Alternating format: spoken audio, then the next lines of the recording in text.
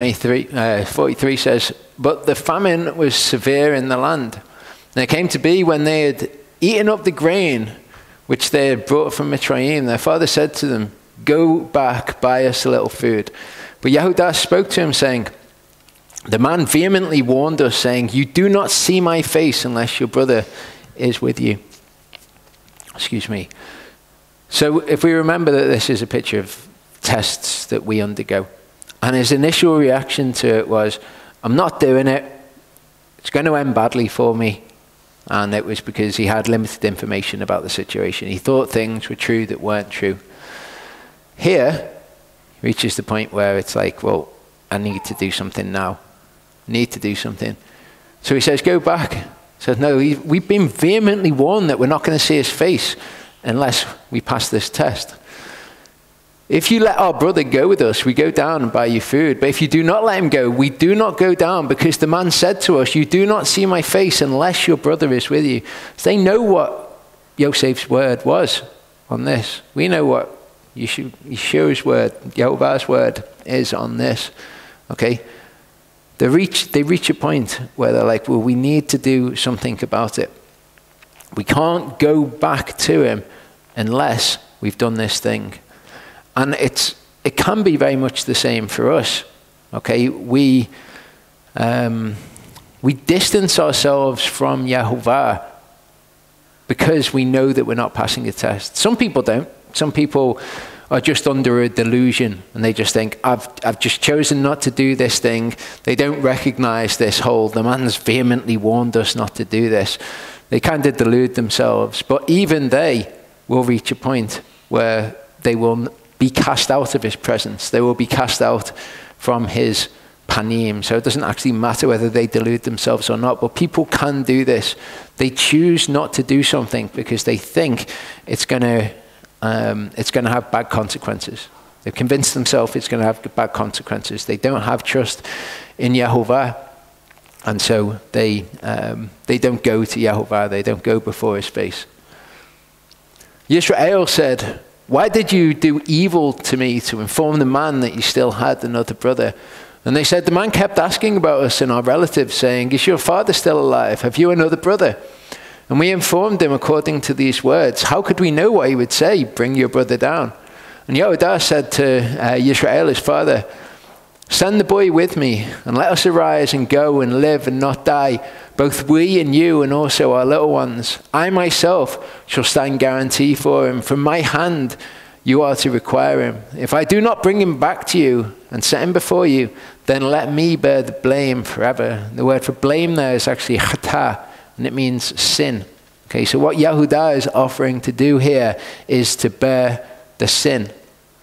For if we had not delayed, truly by now we could have returned the second time. Now we've got Yosef as this picture of Messiah in the particular way that he is, where he does things wrong and then Messiah shows us the correct way to do them. Yehudah is also a picture of Messiah. And you'll see these things, these pictures of Messiah, all the way through the Torah, and they're not, all the way through the scriptures, they're not going to be as explicitly clear as Yosef. But again, because everything is founded on the word, and it's what brings everything about, and everything is a manifestation of the word, then you're going to see things like this. So Yehudah, from whom Yeshua is descended, he's the lion of Yehudah. Okay, he says that I will bear the sin. And he also says, if we had not delayed, truly by now we could have returned this second time.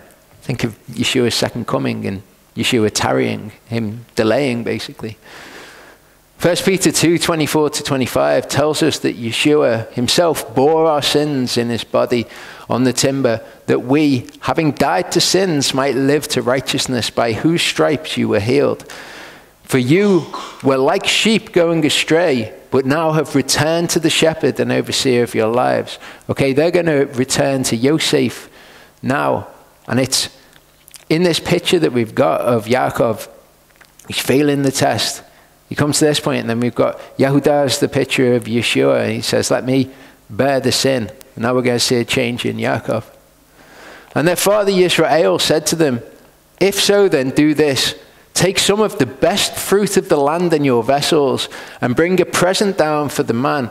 a little balm, a little honey, spices and myrrh, nuts and almonds. And the word there is mincha, and it's the word for grain offering, which is, it's essentially, translated present here. It's a material offering which is made before somebody. It took the form of grain when it was given to Yehovah. You can give a mincha to Yehovah of anything, though.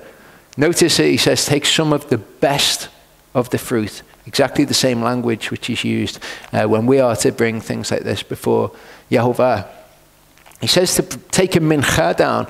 One of the things he says to take is myrrh. Now, if we remember that Yosef is a picture of Yeshua, we've got in Matthew 2, verse 11, and coming into the house, they saw the child with Miriam, his mother, and fell down and did reverence to him. Opening their treasuries, they presented to him gifts of gold, frankincense, and myrrh. And the word gifts there in the New Testament Greek is the same word which is used in the Old Testament Septuagint for mincha, a gift. So they bring a mincha here of gold, frankincense, and myrrh. So we have a picture of this event. And take double silver in your hand and turn back in your hand the silver that was returned in the mouth of your sacks. It could have been a mistake. And take your brother and arise and go back to the man. And El Shaddai give compassion to you before the man, so that he shall release your older brother and Binyamin. And if I am bereaved, I am bereaved. What does he do here? He shows us what we're to do when we are tested. Okay? He has faith in Yehovah. He looks to Yehovah in it. And he says, if I'm bereaved, I'm bereaved. Okay, we've got someone in the fellowship who's going through a test of, were you going to work on the Shabbat? Well, if I don't work on the Shabbat, then I'm going to lose my job. Okay, this is the attitude to show. Okay, you look to El Shaddai, and you say, if I'm bereaved, I'm bereaved. Go up, do what Yosef has asked of you. And the men that took that mincha and Binyamin, and they took double the amount of silver in their hand and arose and went down to Mitzrayim and stood before Yosef. And Yosef saw Binyamin with them and said to the one over his house, bring the men home and make a great slaughter and prepare, for these men are to eat with me at noon. And the man did as Yosef said, and the man brought the men into Yosef's house. And we've got pictures of various things here. We've got a picture of the parable of the prodigal son. Okay, what happens? The slaughter is prepared when he comes home. We've also got a picture of the marriage supper of the Lamb. The men were afraid because they were brought into Yosef's house, and they said, it is because of the silver which was put back into our sacks the first time that we are brought in, to throw himself upon us and fall upon us, to take us as slaves, our donkeys too. So they came near to the man over the house of Yosef and spoke to him at the door of the house and said, oh my master, we indeed came down the first time to buy food. But it came to be, when we came to the lodging place, that we opened our sacks and saw each man's silver in the mouth of his sack, and our silver in its weight. And we have brought it back in our hand. And we have brought down other silver in our hands to buy food. We do not know who put silver in our sacks. But he said, peace be with you. Do not be afraid. Your Elohim and the Elohim of your father has given you treasure in your sacks. Your silver had come to me. So what had happened? Yosef had paid their silver. Okay? And it's ascribed, the silver that they've received is ascribed to Elohim as well. And he brought Shimon out to them. And the man brought the men into Yosef's house and gave them water, and they washed their feet, and he gave their donkeys fodder. And they made the mincha ready for Yosef's coming at noon, for they heard that they were to eat there. Again, picture, Yosef's coming, Yeshua's coming. And when Yosef came home, they brought him the mincha which was in their hand into the house, and bowed down before him to the earth. And he asked them about their shalom. And he said, does your father have shalom? The old man of whom you spoke, is he well? We covered before that shalom isn't just peace. You know, say Shabbat Shalom and it's peaceful Sabbath. That's what you're wishing somebody.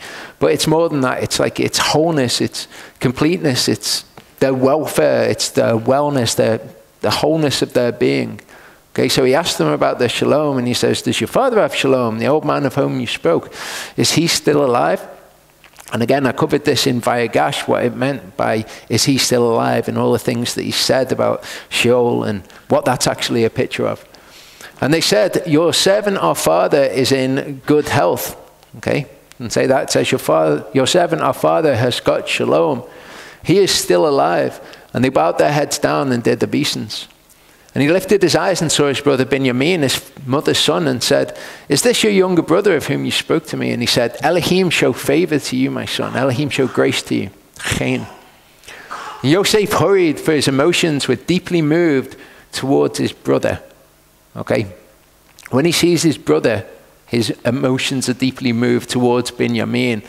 He looked to weep, and he went into his room and wept there. Then he washed his face and came out and controlled himself and said, serve the food. And they set him a place by himself and them by themselves, and the Mitzrites who ate with him by themselves. For the Mitzrites could not eat food with the Hebrews, for this is an abomination to the Mitzrites. And this sentiment which is expressed here is not something that I'm going to cover. I think it's possible that Charlie's going to cover this. We were talking about this. I saw him last Sunday. Point that's interesting to me is they set him a place by himself. This is Yosef, a picture of Yeshua. And them by themselves, this is Yosef's brothers, okay, his genetic descendants.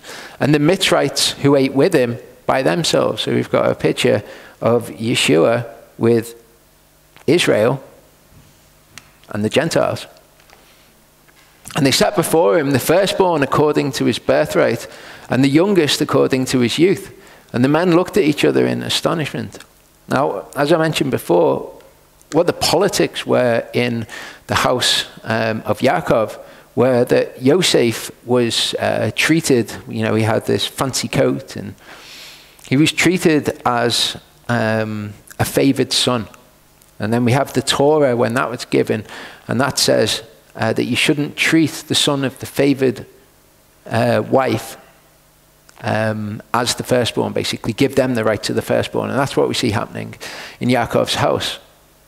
Here, he sits them all down, the firstborn according to his birthright. So he acknowledges who's the firstborn.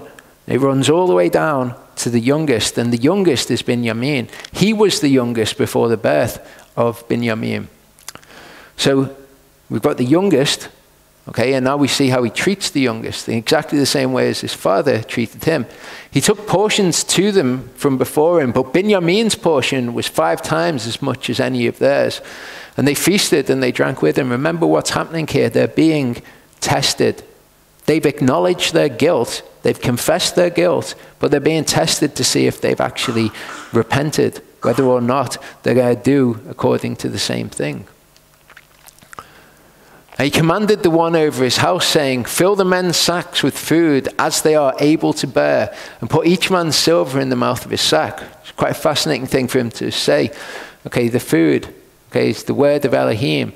Fill the men's sacks with food as they are able to bear. Well, we know to whom much is given, much is required. And we also know that he will not test us beyond what we are able to bear. So put food in their sacks as they're able to bear. Put each man's silver in the mouth of his sack. And put my cup, the silver cup, in the mouth of the sack of the youngest, and the silver for his grain. And he did according to the word of Yosef, which he spoke. So he's setting them up here, and he's going to send them off. Then he's going to send his servants to intercept them and find the cup of Benjamin in their sacks. What's he just done? He's illustrated to them, oldest to youngest. Then he favors the youngest, and now he's going to put them in a situation where Benjamin is going to have to be sold into slavery in Mitzrayim, or put in slavery in Mitzrayim. Exact same situation. I spoke, can't remember when it wasn't long ago, but I was talking about the idea that we have not truly repented until we're put into a situation where we can do the same sin again. And I said, I can't think of anywhere in the Word where this is true, but actually going through Genesis this time, there are many places in the Word where that is actually true. So they're put in the same situation where they've got the chance to do the same thing, they've got the same motivations, but they act differently, of course, in this case. As soon as the morning was light, the men were sent away, they and their donkeys. And when they had gone out of the city, not having gone far, Yosef said to one over his house, rise up and follow the men, and when you overtake them, say to them, why have you repaid evil for good?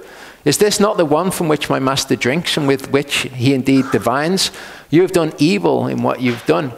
So he overtook them and spoke these words to them. They said to him, "Why does my master say these words? Far be it from us that your servant should do according to this word. See, we brought back to you from the land of Canaan the silver which we found in the mouth of our sacks. How then should we steal silver or gold from your master's house? With whomever of your servants it is found, he shall die, and we shall become my master's slaves." Okay, so they say, whomever it's found, he's going to die.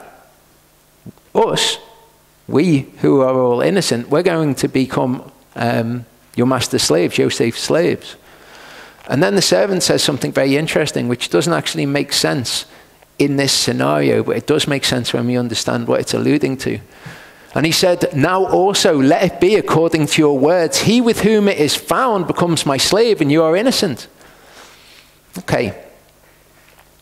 They said he's going to die. He says, okay, yes, according to those words, he with whom it's found becomes my slave. Well, no, I said he's going to die. Okay. You're all innocent. What did they say? They said, we'll become my master's slaves. And he said, yeah, that's right, you're all innocent. What does he mean? Romans 6:16, do you not know that to whom you present yourselves servants for obedience, you are servants to the one whom you obey, whether of sin to death or of obedience to righteousness? So what we've got is a picture of them being slaves to righteousness. Okay, they say, we will all become your master's slaves, Yeshua's slaves. We'll all become his slaves. And he said, yeah, that's right, you're all innocent.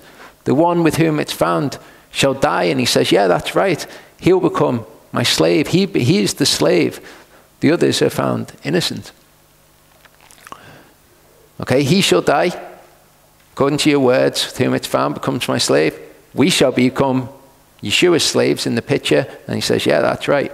You're all innocent. And they hurried. Each man let down his sack to the ground, and each opened his sack. And he searched with the oldest first and with the youngest last. And the cup was found in Benjamin's sack. And they tore their garments, and each man loaded his donkey and went back to the city. We've seen these events before. In Genesis 31, when Yaakov is leaving Laban's house, it says, and on the third day, Laban was told that Yaakov had fled. And he took his brothers with him and pursued him 7 days' journey. And he overtook him in the mountains of Gilead. Same language that's used there, pursue, overtook. You've got rise up, follow the men, pursue the men, overtake them. Then it says, in a dream by night, Elohim came to Laban the Aramean and said to him, guard yourself that you do not speak to Yaakov either good or evil, which is a bizarre thing to say to him. He doesn't appear and say, don't do any harm. He uses the words ra and tov, good and evil. Genesis 44 verse 4, okay, he says, rise up and follow them. And then he uses these words for the instructions of what he's to do at this point. It says, why have you repaid evil for good, ra for tov? Genesis 31 verse 32 says, with whomever you find your gods, do not let him live. This is what Yaakov said. Here he says, with whomever of your servants it's found, he shall die. Okay? It's exactly the same events. And again, you've got the word of Elohim, which is undergirding all of this. These same things happen. What we can derive from this account, though, when we compare parallel accounts like this, we can look where they're the same, but there's also as much information in where they're different. And where they're different informs us about this account with Yosef. Genesis 31 verse 33. Okay, when he's searching, it says that he comes out of Leah's tent. Who's Leah? She's the firstborn. And entered Rachel's tent. He's the younger. He searched the oldest first, the youngest last. Same situation. Even when he's about to leave, Laban says to him, if I found favor in your eyes, please stay, for I've diligently watched that Yehovah has blessed me for your sake. Okay, in the English, you don't really get a link with the account, but if we look at the Hebrew, it says, I've learned by experience in the King James, but the word is nachash, and to nachash is to divine. Here it says, is it not the one with which my master drinks and with which he indeed divines? And indeed divines isn't the word for indeed and the word for divines. In the Hebrew, it's nachash, nachash. Okay, the repeat of it, makes it stronger. In the Septuagint, the English translation of the Septuagint is clearer. It says, and Lavan said to him, if I found grace in thy sight, I would augur well, for Yehovah has blessed me at thy coming. And in the account we just read, it says, why have you stolen my silver cup? Is it not out of this which my Lord drinks? And he divines augury with it. Okay, so it's divination. It's a further link between the two. How bizarre to say that Yosef does divination. Genesis 31, 36 to 42, we see what the difference is. It says, and Yaakov was wroth, contended with Laban. And Yaakov answered and said to Laban, what is my transgression? What is my sin that you have hotly pursued me? Now that you have searched all my goods, what have you found of all your household goods? Set it here before my brothers and your brothers, and let them decide between the two of us. These 20 years I have been with you. Your ewes and your female goats have not miscarried with their young, and I have not eaten the rams of your sheep. That which was torn by beasts I did not bring to you. I myself bore the loss of it. You required it from my hand, whether stolen by day or stolen by night. Thus I was by day, the heat consumed me, and the frost by night, and my sleep fled from my eyes. These 20 years I've been in your house. I served you 14 years for your 2 daughters, and 6 years for your flock, and you've changed my wages 10 times. Unless the Elohim of my father, the Elohim of Abraham, and the fear of Yitzchak had been with me, you would now have sent me away empty-handed. Elohim has seen my affliction and the labor of my hands and rendered judgment last night. So what Yaakov does that Yosef doesn't do is he declares his wrong. It's taken him 20 years by the sounds of it to say what his problem was. And he says, I've served you for 20 years, okay, and you've treated me like this. I treated you well. Yosef doesn't do that. He plays these weird games. He tries to manipulate them. He tries to put into his hands the test. He tries to test them himself instead of surrendering it to Yehovah. Okay, here we've got reference to it being Yehovah that renders the judgment. And Yosef was there for 20 years as well. He was 13 years in Potiphar's house. And then we have the 13 years in prison. And then we have the 7 years of famine. And then at the end of the famine, 7 years of plenty. Then at the beginning of the famine, the brothers go down to the land. That's 20 years. So Yaakov declares, and he says, this is my problem. These 20 years, this is what's going on. Yosef, when he recognizes them, doesn't say any of that to them. He starts playing a weird game and starts trying to put the judgment of Elohim into his own hands. And Yehudah and his brothers came to Yosef's house, and he was still there, and they fell before him on the ground. And Yosef said to them, what deed is this you have done? Did you not know that a man like me indeed divines? Again, nachash is used in this verse too.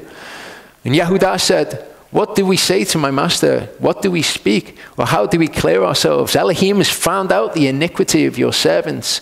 See, we are my master's slaves, both we and he also with whom the cup was found. So they actually ascribe this, which is happening to them, to Elohim, which again links it to the judgment of Elohim. But it's Yosef doing these things. 1 Peter 2, 20-23 says, for what credit is there in enduring a beating when you sin? But if you suffer for doing good and you endure, this finds favor with Elohim. For to this you were called, because Messiah also suffered for us, leaving us an example that you should follow in his steps. Again, Yosef messes a load of stuff up. Not that Yosef was a bad person, he was a great person. He was righteous. He was the one that said, I cannot sin before my Elohim. But he messed things up, as we all do.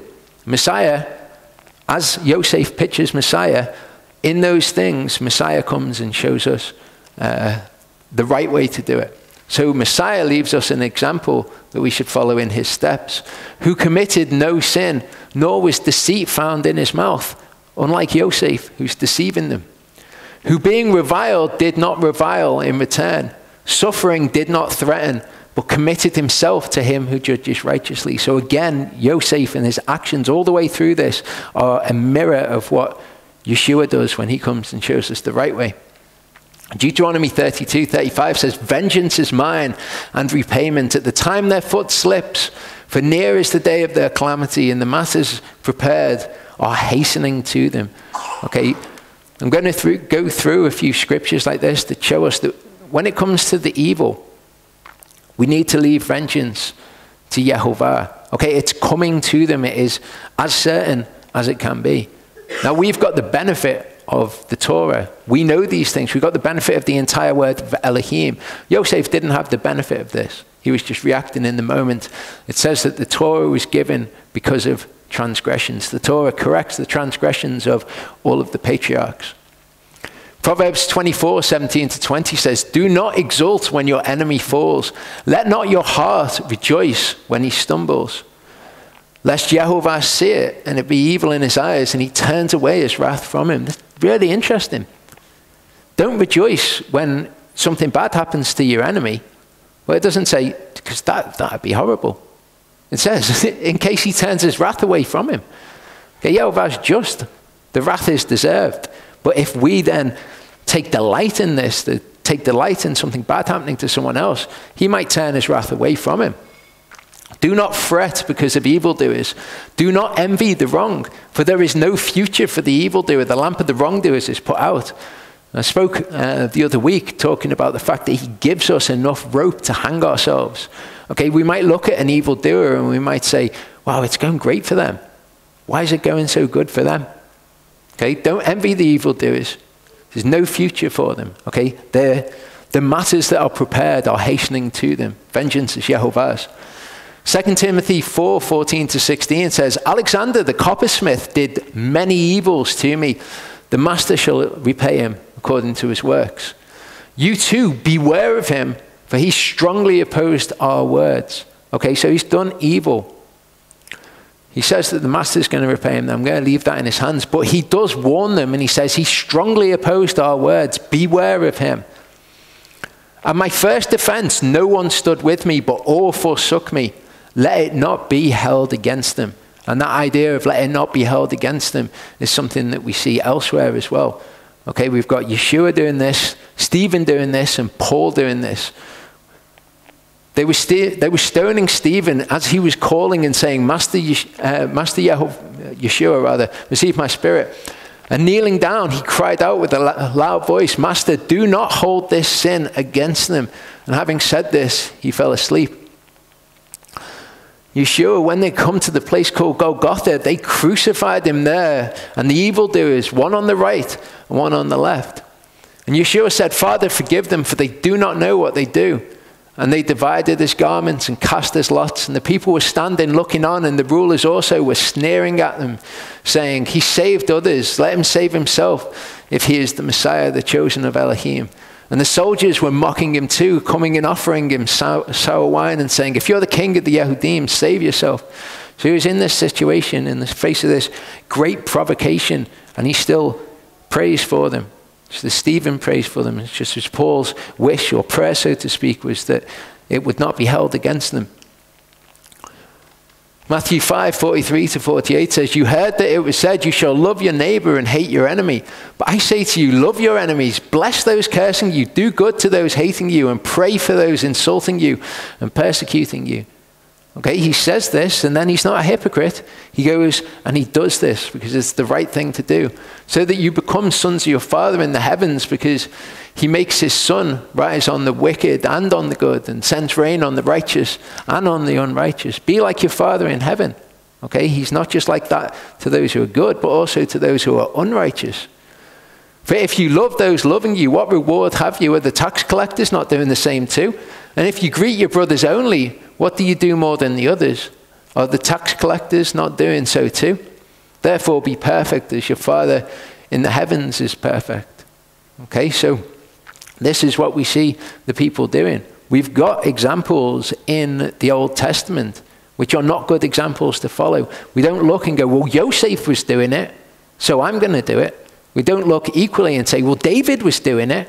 You hear David's prayers for his enemies. They are remarkably different from Yeshua's and Stephen's and Paul's. Romans 12:17-21 says, repay no one evil for evil. Respect what is right in the sight of all men. Okay, so if someone does something that is evil to you, you then do not have the right to do something which objectively is evil back to them. If possible on your part, be at peace with all men. And that doesn't mean if somebody's not at peace with you, then it's fine for you to not be at peace with them. It means that as long as it's up to you, be at peace with them. But sometimes people are not going to be at peace with you. It's just the way that it is. Beloved, do not revenge yourselves, but give place to the wrath, for it has been written, vengeance is mine, I shall repay, says Yehovah. What did it say that Yeshua was doing? It said that he was putting himself in the hands of him who judged righteously. That's what Paul said that he was doing as well. It's what Stephen was doing. These were people who were being massively persecuted and evil was being done to them. But they prayed for those people and they said, let it be in the hands of Yehovah. Instead, if your enemy hungers, feed him. If he thirsts, give him a drink. For in so doing, you shall heap coals of fire on his head. Just like when it said, don't take delight when something bad's happening to your enemies, because he might turn his wrath away from them.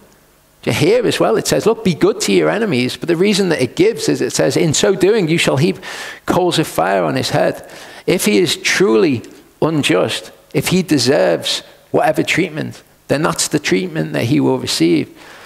If you treat him badly, then you put yourself in a position where you can't actually ask for justice from Yehovah, as we'll see. If you act well towards them and they're doing badly, it makes it, I can't say doubly bad, but it makes it worse for them. Do not be overcome by evil, rather overcome evil with good. How do you overcome evil with good?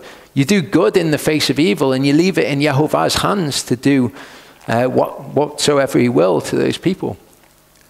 Psalm 28, 3-5, we've got, this is David's version of praying for your enemies. Do not draw me away with the wrong and with the workers of wickedness, who speak peace to their neighbors, but evil is in their hearts. Give to them according to their deeds and according to the evil of their practices. Give to them according to the work of their hands. Bring back to them what they deserve.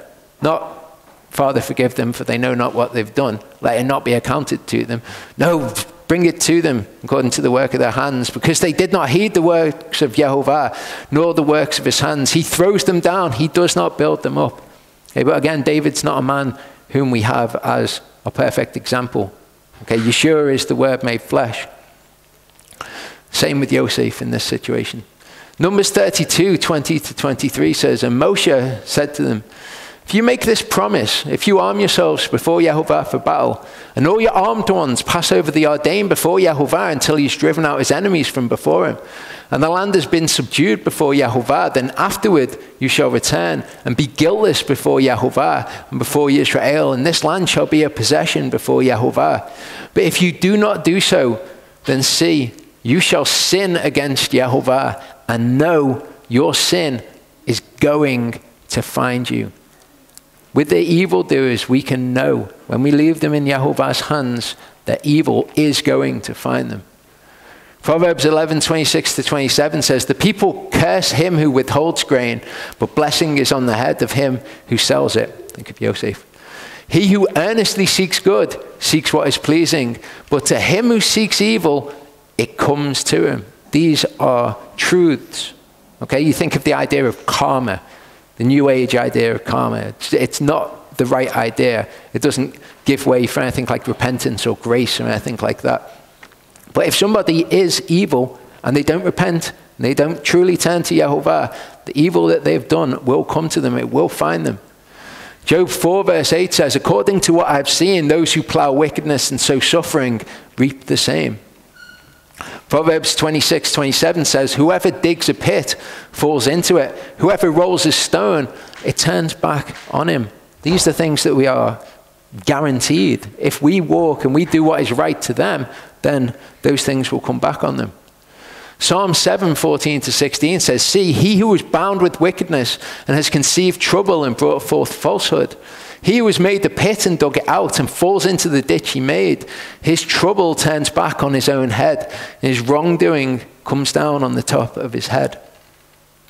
Isaiah 59, 9-13 gives us something that we need to consider in all of this, though.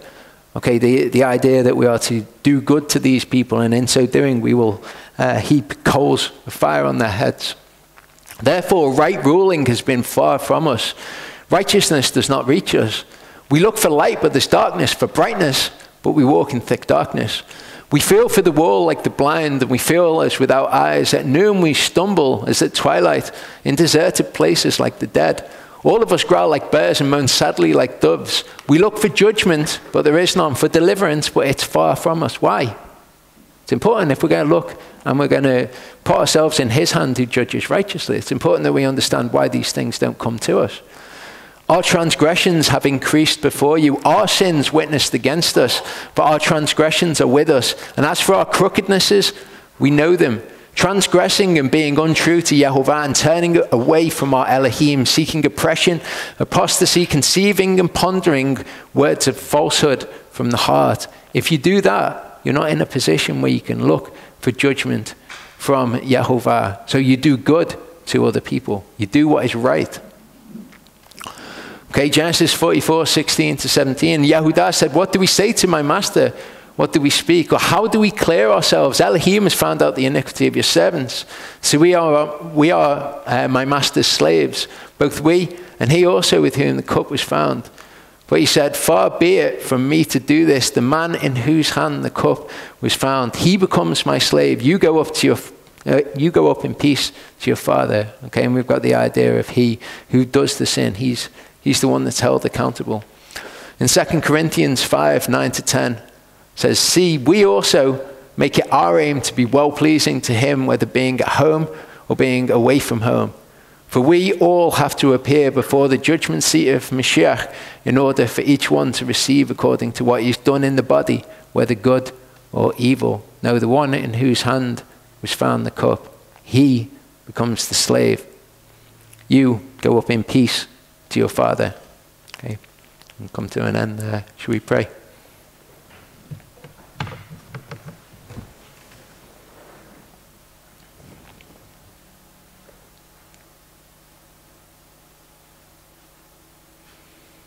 Father, I pray that in the trials and the tests that you send to us, that we're quick to heed, that you would not keep us from your presence. I pray, Father, that you would be active in our lives to show us where we fall short and the things that we're doing that are not pleasing to you. We desire to be refined by you, and to not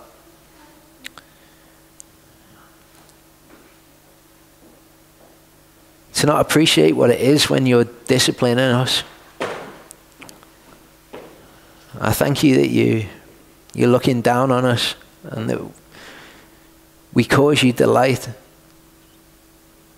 I thank you that we can look to you as the source of our righteousness. That we can know that what we're doing is right because we're emulating you.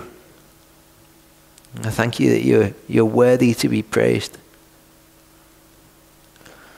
I ask you, Father, that you build us up this week. Build us up into the image of your Son.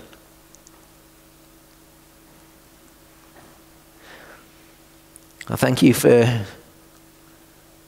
the plenty that you bestow upon us. Thank you for the spiritual riches which you've blessed each one of us with. That we can see who you are, that we can see your face.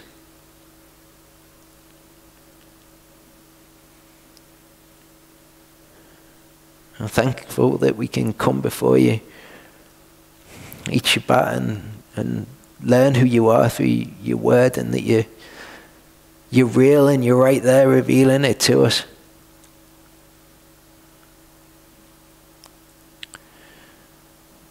Pray for strength for us to run the race. I pray for your discipline and chastisement in our lives, Father. I thank you that you're there and that you're doing all of this. You brought us all to where we are today. Thank you, Father. Amen.